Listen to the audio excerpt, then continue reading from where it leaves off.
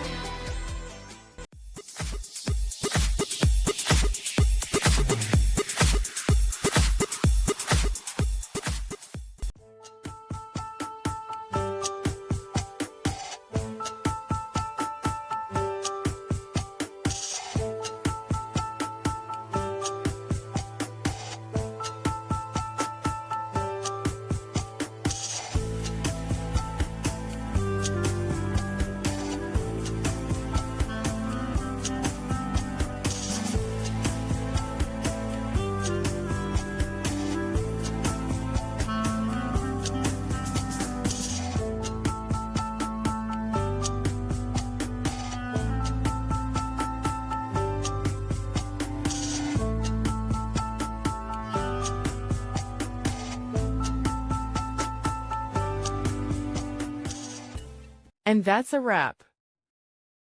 I hope you found the answer you were looking for. If you did, take a second to hit that subscribe button. It really helps out. And let me know in the comments which solution worked best for you. See you next time in the debug zone.